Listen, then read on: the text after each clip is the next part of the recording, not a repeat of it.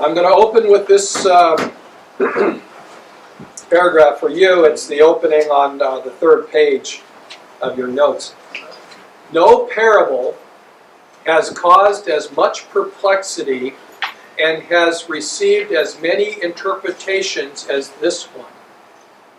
One interpretation alone is sound, the one Jesus himself gives.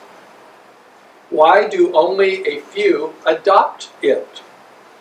Because this interpretation is derived from the parable as a whole, not from its details. I have only heard this sermon preached once, and honestly I was impressed with the amount of information the man gave, a lot of details, a lot of explanation so that I understood what the steward was doing, and the fact that the confusing fact when the master praises him for his shrewdness, I'm saying, well, seriously? You just robbed me more? The thing is that the man who preached it still missed the mark. And I tell you, I have gone over this, and after I finished it, and you can see on the first page, I had a whole bunch of yellow because I wanted you to see the word steward and stewardship. Because in essence, the matter of stewardship or managing is the facilitator of the point. And so on the first page, in the first 4 verses, the word steward is used 6 times, or stewardship, managing. And so that's important.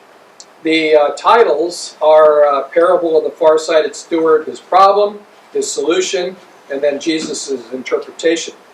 I disagree with my title because at first I thought about the shrewdness and the planning of the steward, and it was indeed far-sighted. I mean, I'm not arguing with myself that that's not an accurate word, but the more I looked at it, and when I finally concluded after I printed everything else out, I said, I'm not reprinting this. What we have is what you're going to see is we're going to have a picture of worldliness and unrighteousness on this hand, and then Jesus giving us a picture of the opposite. So if I say a far-sighted steward and a far-sighted disciple, are those the same thing, when we in essence have the unrighteous steward and then the challenge toward righteousness on the part of Jesus? So if I was going to reprint this, I would change the title to The Parable of the Unrighteous Steward, just as it's probably written in your Bible as such. So that's how I started. The parable is a picture of worldliness. Now let me tell you, there's certain things that we have covered in chapter 15, which was the lost and the found. Jesus making a point. In the presence of a certain amount of people, in front of him were the tax gatherers and the sinners. They were the lost, which were found. And then in the back were the grumbling ones, the grumbling Pharisees and scribes, just denying Jesus, who he was and everything else about him. And so they're still there. The setting is still here. And with this too, because in verse 1 of chapter 16, it does not say the 12 disciples, it just says the disciples. There's probably, besides the tax gatherers and sinners and the Pharisees and the scribes, there's a large group of the disciples intermixed or scattered around the whole area. And so we find that the shift has taken place here on Jesus' part. While everyone is still there listening after he has just finished the lost and found, he now very specifically, and it's, how do I say, we gloss over it in our black print. Now he was also saying to the disciples. the point is there's a shift here. Luke gives us the shift. There's a shift in the presentation. And now Jesus, whether he's turning or whether the 12 are right in front or scattered out, doesn't matter, but he is now addressing his disciples. So I find it interesting that we are no longer dealing with finding and recovering the lost, but now what we're moving into is the life of those who are found.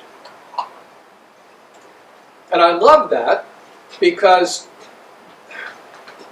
too often the sheep, well, put it in biblical terms, too often the flock are fed milk, and it's like, how many times have you heard some of the same things? And yet there's things like this that, by the way, if I had a choice, I would prefer to bring Zechariah 4 this morning than this. If you didn't catch that as I read it, it's like, huh? So hopefully I can explain it well to you. But I love it when the message is meat for the sheep, for the hearers. All right. So here is the problem right off out of the beginning of this, is we tend, just like we did with the parable of the two lost sons, or the prodigal father, we tend to really focus on the steward. And the logical conclusion of that is because that's the first 8 verses out of the 13. And then Jesus starts talking about other stuff, and it's like, huh? Do these fit together? What's he doing? So, this is the kicking off point that Jesus is going to give. And it's the story of the unrighteous steward. Now, this rich man, we're going to find, based upon what transpires here in these few short verses, is probably a wholesaler. It doesn't say that, but we build into that based upon the 2 examples of those who owed him money, the nature of what they owed. So this wholesaler had this steward, and oftentimes an owner, a master, would have his slaves do this, but this doesn't appear to be one of his slaves, because if it was one of his slaves, he could have him flogged or killed, or moved to take care of the swine. But instead, we're going to find that he fires him. So we have the rich master, the rich owner, who is probably a wholesaler. We have a hired manager of the farm, of the ranch, of the holdings, and the steward was denounced. He was informed against to the owner as squandering his possessions. So all of you are probably familiar with people who work for a boss, and the boss is gone, so the person takes his Corvette or his Bugatti and he drives it around, to go to the 7-Eleven, pick up a stick of gum, and then he uses the boss's gas tank, not Arco or Shell, to fill up. In other words, he's using the boss's stuff at the boss's expense. And that's what we're finding here, that this steward was getting paid, and he was, in essence, utilizing, wasting the owner's materials. So we find that he is called into account. There's a reckoning here. The reckoning is found in verse 2. He called him and said to him, and there's a little bit of difference here, but in essence what he's saying is, I've heard. What have I heard, or how have I heard it? How is this possible? What is this that I hear about you? There is no argument here. In essence, he's saying, I've heard this about you. And so, and I don't like the translations. I like mine better. Give back the account of your stewardship. Okay? I like that better because that's how I read it in the Greek. Give back the account of your stewardship. In other words, you're the steward. I've given you that job, but what you're going to do is you're going to give that job back to me along with all the books and the records and the accounts and the, the cash on hand. All that's coming back to me. So I'm telling you, go get it and give it back to me. Because you're fired. You are not able to continue to manage. You're fired. So, and Jesus uses verses 3 and 4 to move us into the comprehension of the shrewdness of this dishonest, unrighteous steward. The steward said to himself, good grief, what's going to happen to me? I'm too, I'm too weak. I'm not strong enough to dig ditches, manual labor, and I'm way too proud to sit and beg. So those are not options. Those are the only two options he gives himself. So in other words, he's thinking, and he comes to his own conclusion in verse 4, I know that when I'm removed from, let me read it. I know what I shall do so that when I am removed from the stewardship, they will receive me into their homes. So this is the aspect where you could use the farsightedness. He's stuck. He has nowhere to go. He's fired. The realization is that he's going to come up short. All those, little short trips to the 7-Eleven for gum and the Bugatti and the bosses, that's all done. It's all done. It's all gone. Now he's just back to, I don't have a paycheck and I don't know what I'm going to do because I've lived in the boss's house and now I'm out of that too. So this is his plan. He, having called to him each one of the debtors of his Lord, he went on to say to the first. Now what we notice here is it appears that he himself summoned. And actually, as I understand it, this summoning is a different word than when the boss called him. It's a stronger word, which I don't know how to say it other than that. He summoned each of the master's debtors, and he began to say to the first, how much do you owe my master? Notice he's been fired, but in this, he still has the stewardship until the stewardship is handed back to the owner. So he's on his way out, but on his way out, he does this. And so he still refers to his master. And there would be no way for these guys to not do business with him because he's always been the manager. He's the one that's probably taken the writs and wrote it out and said, okay, you owe 100. And they sign it, and that's the paper. So he says, how much do you owe? And he says, 100 measures of oil. Now the reason, and this is this, and then in verse 7, the reason I call this guy a wholesaler is that 100 baths of oil, a bath is a measure for liquids, about 13.5 gallons, and this would be olive oil. It'd be about 900 gallons, and I don't know all this. This was given to me by someone else. So there's about 900 trees for these 900 gallons of olive oil. I'm not an expert in olives, so I don't know how much olives it takes, but according to this guy, he was a mathematical mind, he said about 900 trees. 900 olive trees! I don't think Paul could fit 900 olive trees over here. Quite a bit property. So the reason I'm saying this is a wholesaler is because of this olive oil and then the wheat in the next one. So this is a lot.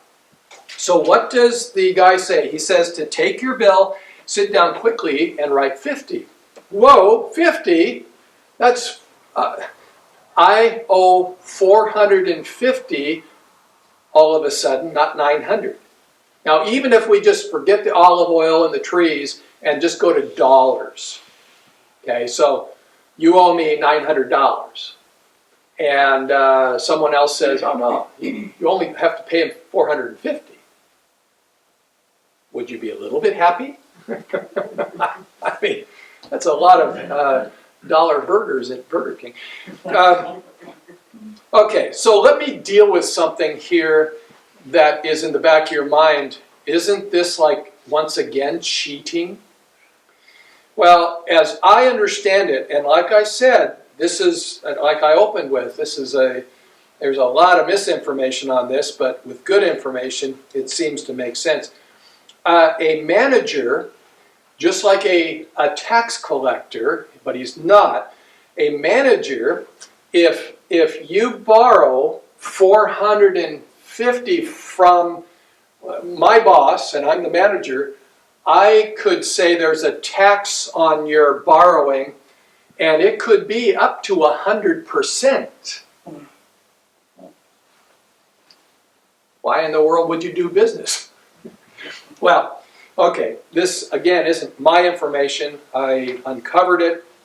So what I'm telling you is that this isn't direct robbery. This is actually the steward giving up 100% of his tax. The boss is still going to get what's owed to him. Okay, so the boss isn't losing a thing.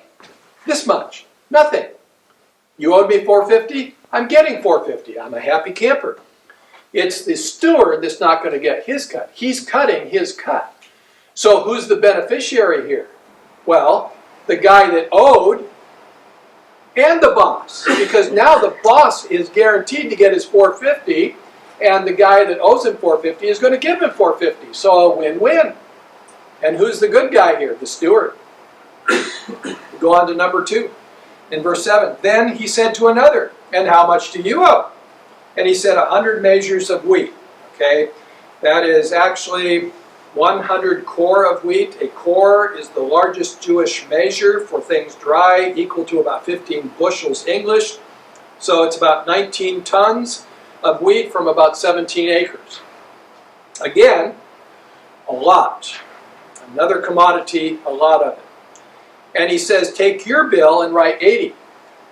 Now, there's one other thing here. When he says sit down and write, this would be, in a sense, we're starting with a new piece of paper.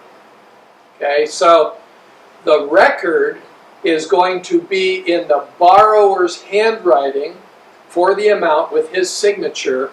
So there is going to be no comeback upon the steward. Again, the steward is smart, shrewd.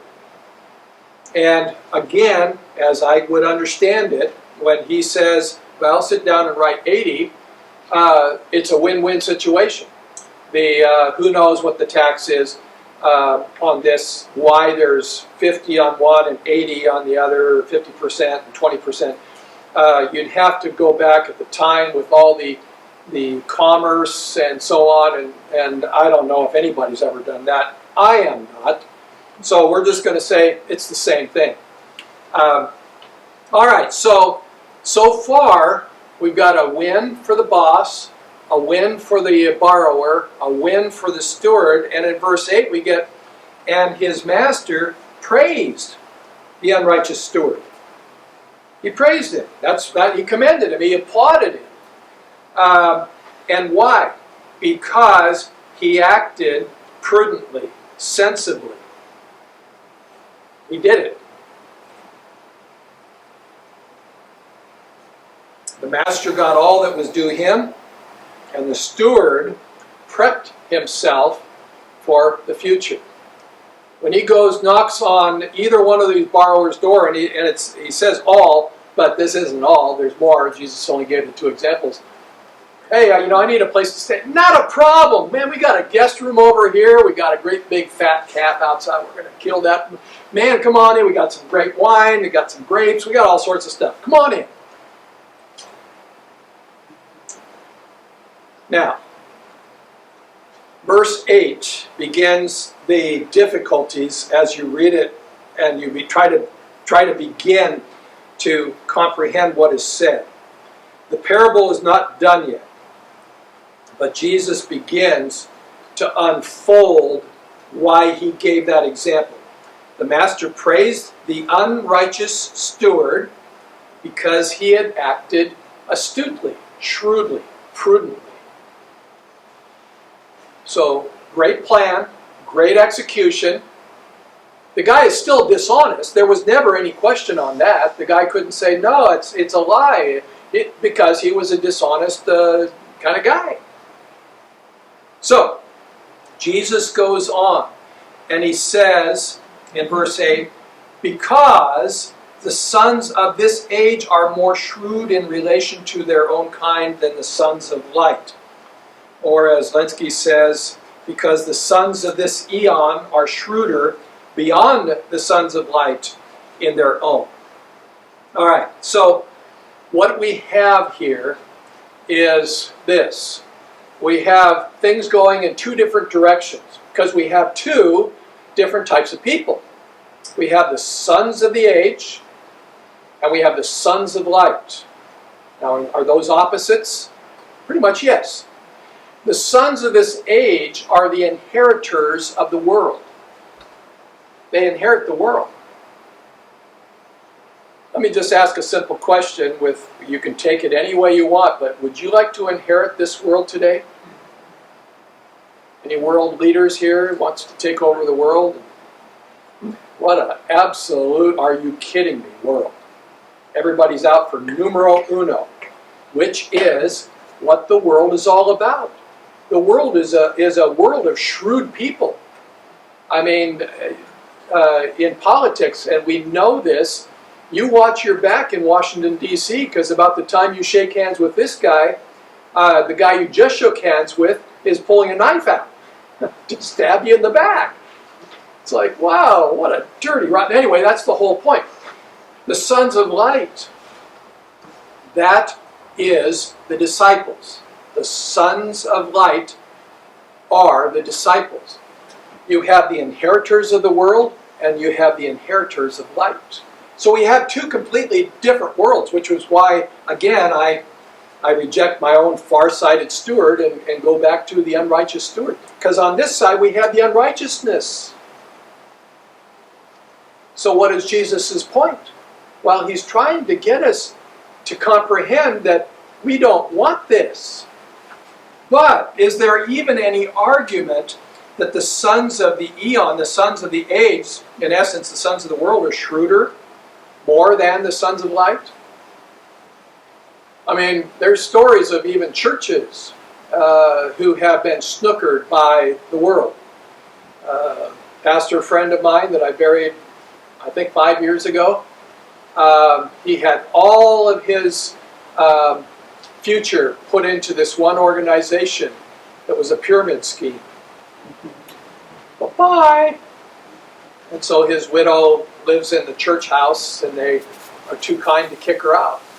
So, yeah, the world is very shrewd, and much shrewder, and you can fill in other words, prudent, and they are, with regards to what is their own.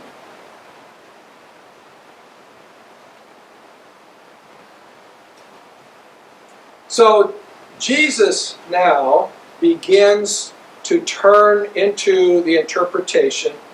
Make friends for yourselves from the wealth of the unrighteous. I say to you, oh, by the way, the I say to you, that is more powerful than the typical I say to you. And I myself to you, I say. So in other words, there's a double there. It's an emphasis. Jesus is pointing to himself and in saying this. So this now begins how you and I should be looking at this and applying it.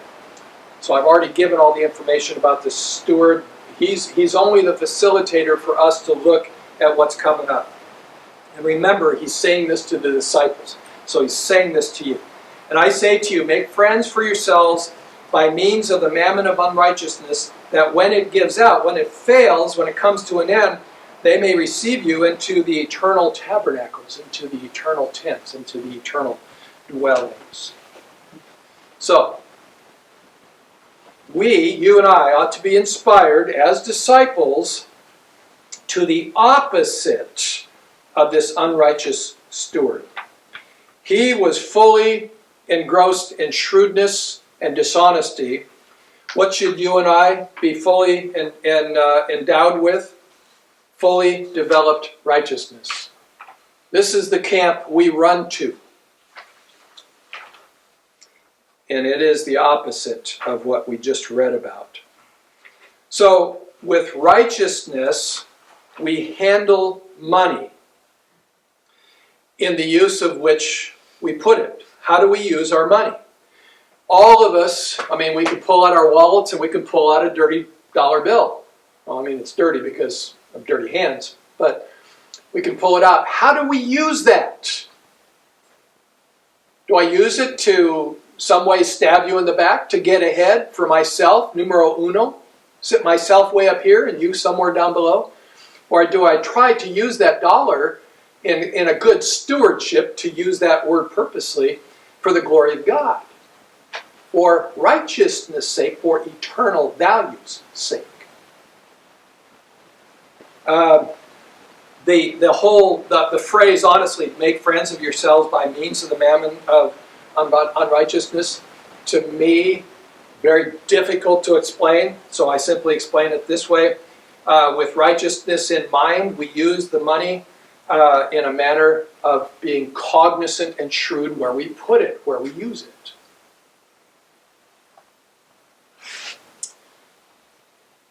And the matter in when it says, when it fails, whenever it might come to an end, become defunct, that's at the time of our death. When does your money end? Well, for you, it ends when you quit drawing breath. It goes on to somebody else. They may receive you into the eternal dwellings.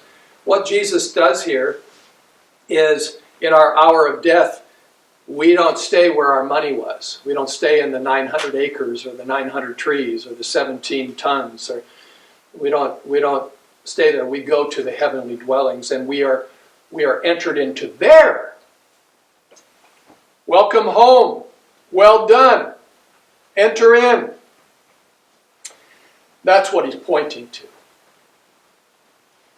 Verses 10 and 11 and 12. He who is faithful in a very little thing, the one faithful in the actually it's a superlative, in the least thing. He was faithful in the least thing. Not just a very little thing, but the least thing. Even here at Park Hill Church, most of us take some things for granted. I show up and usually the coffee is already hot. I come up here and the building is already warm. We've got the songs. We sing the songs that someone else has prepared for us to sing. We take some of those things for granted. The very least of the things. He who's faithful in the very least of the things is faithful. It also in much is faithful. It's the nature of what hits the heart. With righteousness, we use money in the manner in which we estimate its value. So, what has value? For me, as a poor missionary for 44 years, and now as a rich pastor, so throw that in. Seriously, I was so frustrated. I yelled at God in about year, 4 or 5. I shouted at God. I was so tired. I don't have 10 cents to go down and buy a cup of coffee. I don't have 10 cents. We're barely feeding ourselves. Of course, you always forget God is faithful when you say things like that. And he shut me up. He shut me up. He sent me a check in the mail from an insurance thing that if I had never received it, I never would have missed it. It wasn't on my radar. Didn't even know it was due me. And it was the full month's worth of life. In other words, we got an injection of oxygen. What is important in the way we spend our money as a missionary, even with the little we had, we always felt that giving God what was due him was important. And so those checks were always written first. And then the rent, and then finally we fed ourselves. Right, Kathy? Eventually you got something. What am I going to do with this dime? I can't even buy it. All right. So he who is faithful in the least thing is faithful also in muchos. And he who is unrighteous in, let's see, hang on. Yep, again, a superlative. In the least thing also is unrighteous in much. And so you see, who's the hero in this story? Is it the unrighteous? Shrewd? Yeah, oh, he was very shrewd, man. He figured things out. He had a place to go. Steward? Or is Jesus saying, hey, think about what you're doing with your money, with the stewardship I gave you? You've got to do something more. What estimate do you put on what God has given you in stewardship? What estimate do you put on that? I would say, I'm going to throw this in, it wasn't in my notes, so maybe I'll get into trouble, but does all that you get belong to you? Or is it his and he's given it to you as a stewardship? Stop and think about that. I move on. Verse 11. If therefore you have not been faithful in the use of unrighteous mammon, who will entrust the true riches to you? If therefore you did not come to be faithful in connection with the unrighteous, with money, which is the money of the world system, who will entrust the genuine thing to you? Mammon, money, is indeed not the genuine thing. It is transient, it is fleeting, it is deceptive, and honestly, it's going to give out. I don't mean your bank account. I mean money is not going to be usable on a certain date. So, think about it. Verse 12. And if you have not been faithful in the use of that which is another's, who will give you that which is your own? It's like, mercy. Wow, Jesus, you're hitting me where it hurts. If in that which is another's, you, let's see, I got to find the word. And if in that which is another's, you did not come to be faithful, your own, who will give to you? How can you? We have to handle appropriately what God has given to us. I'll leave it there because I'm going to run out of time and I want one more verse because I don't want to come back to this next time. Verse 13. And this one we've seen before, and I'm going to read it from the Greek. Not one household slave is able to two masters to discharge the duties of a slave, or for he will the one hate and the other love, or be devoted to the one and the other will scorn. You are not able to serve God and money. You cannot be slaves to God and money. In conclusion, this is poorly preached. And believe me, as I was going through, this was one I said, oh my goodness, maybe Zechariah 4 for this morning. It's like, ugh. And I went over this and I scratched my head and finally, what was it, last night I was sitting in my chair and it started coming together, which is what God does. He always saves my bacon at the last minute.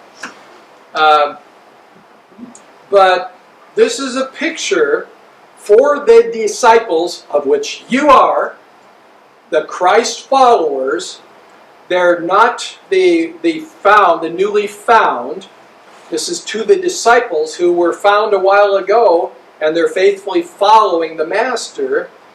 This is a challenge not to be drugged down to the shoelaces of this world in regards to the sons of this world, in regards to the mammon, which is of this world, it will have its end. What Jesus is throwing out there for the disciples is, man, this is where a lot of people are.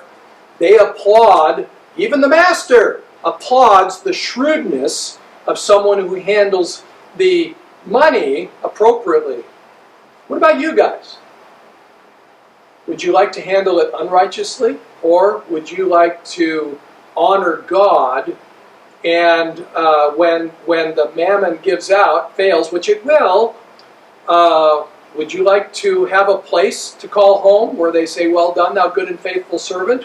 Enter thou into the place that has been prepared for you from the foundation of the world? See, for you and I, there is no question on our choice. And that sounds so funny, knowing that we have choices every day and we continue to choose. So, in closing, I say choose righteously, choose righteousness. Father, this was a difficult passage, at least for me. And yet, Father, I believe that the passage does really show us the difference between the focus of the unrighteous stewards of this world and the righteous sons of light bound for the next. Because this world is not our home. We are passing through. So, Father, I pray that we would live judiciously, shrewdly, understanding that this world is not ours, but our home is in the world beyond. So may we live faithfully in accordance with that.